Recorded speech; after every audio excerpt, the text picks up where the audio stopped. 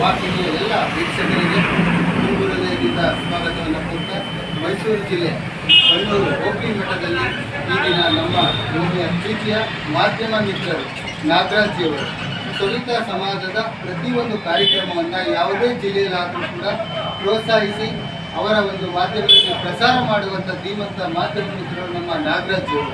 ಅದರ ಜೊತೆಗೆ ನಮ್ಮ ಸವಿತಾ ಸಮಾಜದ ಹಿರಿಯರು ಗಣೇಶ್ ಅವರು, ಕುಮಾರ್ ಸರ್ ಅವರು, ಹಾಗೆ ಇಲ್ಲಿ ನೆಲೆದಂಥ ಎಲ್ಲ ಯುವ ಮಿತ್ರರ ಜೊತೆಗೂಡಿ ಸ್ನೇಹಸಿರಿ ಕಾರ್ಯಕ್ರಮಕ್ಕೆ ಹೃದಯದ ಸ್ವಾಗತ ಸರ್. ನಮಸ್ಕಾರ. ನಮ್ಮ ಒಂದು ಕಿರುಪರಿಚಯ ನಮ್ಮ ವಾಹಿನಿ.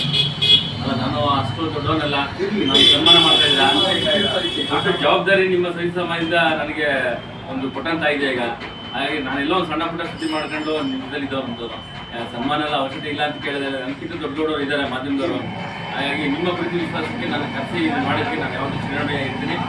ನಿಮ್ದು ಯಾವುದೇ ಇಡೀ ರಾಜ್ಯದಲ್ಲಿ ಯಾವುದೇ ನಿಮ್ಮ ದಿಗ್ಗಜ ವಿಮಾನಗಳು, ಯಾವುದೇ ರೀತಿಯಾದ ಕೆಲಸ ಕಾರ್ಯಗಳು ಮತ್ತು ಯಾವುದೇ ಸರ್ಕಾರೇತರ ವಿಚಾರಯುತವಾಗಿ ನಾನು ನಿಮ್ಮ ಜೊತೆಲಿ ಇರ್ತಿದ್ದ ಈ ಮೂಲಕ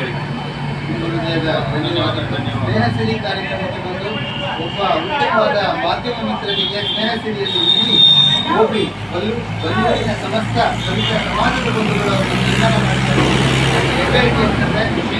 ಸಮಾಜದವ್ರನ್ನ ಪ್ರೋತ್ಸಾಹಿಸೋದನ್ನು ನಾವು ಸನ್ಮಾನಿಸಿದ್ರೆ ಅದರಲ್ಲಿ ಏರುಪೂರ್ವವಾಗುತ್ತೆ.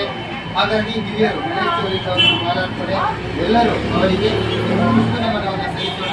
ಭಗವಂತ ಸಕಲ ಸೌಭಾಗ್ಯಗಳನ್ನು ನೀಡಿ ಯಶಸ್ಸು ಅವರ ಬಾಳಲಿ ಬರಲಿ. ಮಾಧ್ಯಮ ಮಿತ್ರರಿಗೆ ತುಂಬ ಎಲ್ಲರಿಗೂ ಒಳ್ಳೆಯದಾಗಲಿ. ಯಾಕೆಂದರೆ ಇಷ್ಟು ನನ್ನ ಆಧಾರದಿಂದ ನೀವು ಇದು ಮಾಡ್ತಾ ಇದ್ದಾರೆ